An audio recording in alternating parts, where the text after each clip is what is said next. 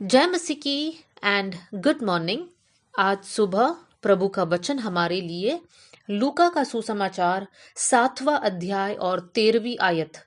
Look chapter 7 verse 13।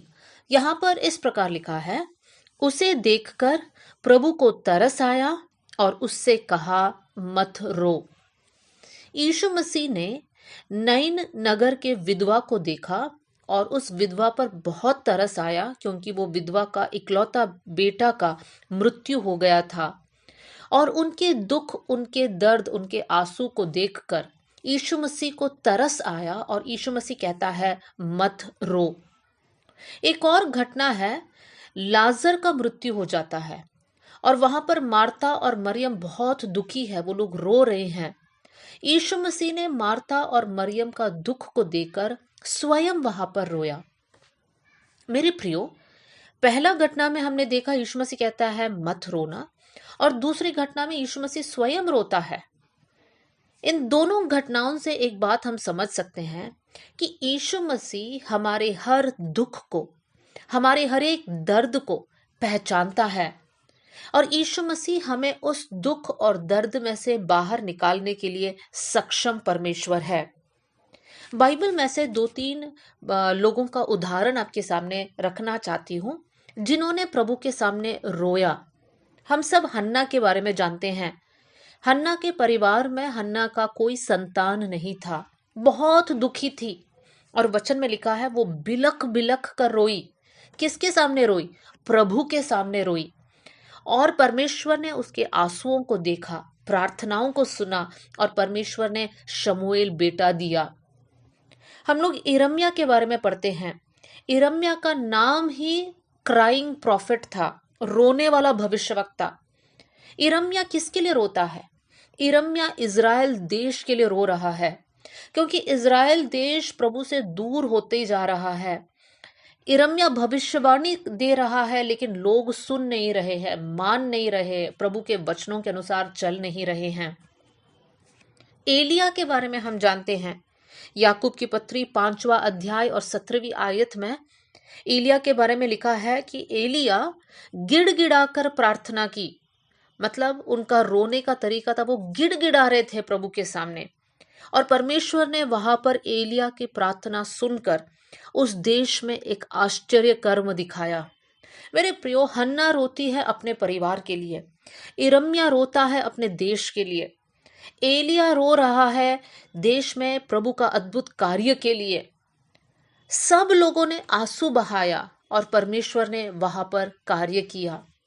मेरे प्रिय भाई बहनों, हो सकता है आज आप अपने परिवार के लिए रो रहे होंगे, अपनी परिस्थिति को देखकर रो रहे होंगे, या फिर आप प्रभु का कार्य को आगे बढ़ाने के लिए रो रहे होंगे कि प्रभु आप मुझे इस्तेमाल करना। कहीं भी आप रो रहे हो, किसी भी परिस्थिति में हो या किसी भी विषय के लिए आप रो रहे हो, आज मैं आपको आशा भरी वचन देना चाहती हूँ कि परमेश्वर हमारा रोने को देखता है। 2-3 आयतों को आपके सामने मैं रखना चाहती हूँ। सबसे पहले भजन संहिता उसका 56वां अध्याय 56 और उसका 8वीं आयत वर्स 8। यहाँ पर इस प्रकार लिखा है, तू मेरे आंसुओं को अपनी कुप्पी में रख लेता है। हमारा परमेश्वर हमारे आंसुओं को देखकर अनदेखा नहीं करता है, लेकिन हमारे आंसुओं को कुप्पी में भरता है। हम लोग देख सकते हैं एक और आयत, भजन संहिता 84 का 6, 84 का 6वीं आयत। यहाँ पर इस प्रकार लिखा है, वे रोने की तराई में जाते हुए उसको सोतों का स्थान बनाते हैं, फिर बरसात की अगली वृष्टि उसमें आशीष ही आशीष उपजाती है। मेरे प्रियो, जब हम लोग रोने के स्थान से होकर जाते हैं, रोने के अनुभव से होकर जाते हैं, हमें इस विषय में भी विश्वास और आशा होना चाहिए कि उसके बाद परमेश्वर एक आशीष का बारिश हमारे ऊपर बरसाने जा रहा है। एक और आयत मैं आपके सामने रखना चाहती हूँ, और वो है भजन संहिता 126 126 और उसकी 5वीं आयत। यहाँ पर इस प्रकार लिखा है, जो आंसू बहाते हुए बोते हैं वे जय जयकार करते हुए लवने पाएंगे। हमारे जीवन में ऐसा एक सीजन होता है जहां पर हम लोगों के लिए इतना दुख होता है कि हम लोग रोते हैं।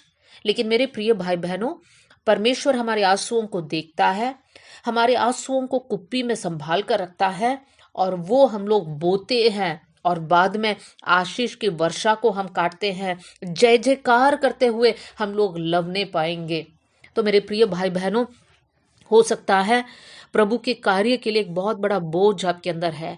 इस विषय के लिए आप रो रहे हैं कि प्रभु, लोग आपके नाम को जाने, अंधकार से वो लोग बाहर आए। या हो सकता है आप अपना परिवार, अपने संतानों या अपने खुद के लाइफ के लिए रो रहे हैं। कुछ भी हो मेरे प्रियो, हमारा परमेश्वर हमारे आंसुओं को देखता है। परमेश्वर आपके आंसुओं को कभी भी तुच्छ नहीं समझेगा। वचन में लिखा है, टूटा हुआ मन परमेश्वर के सामने योग्य बलिदान है।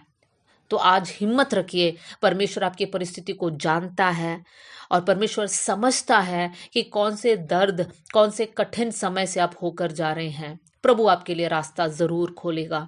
आइए हम लोग प्रार्थना करें। स्वर्गीय पिता, आज का वचन के लिए धन्यवाद। धन्यवाद परमेश्वर, आप सर्वशक्तिमान प्रभु हैं। आप परिस्थितियों को बदल सकते हैं। आप परमेश्वर जहां पर रास्ता नहीं है वहां पर रास्ता हमारे लिए खोल सकते हैं, इसलिए हम धन्यवाद करते हैं।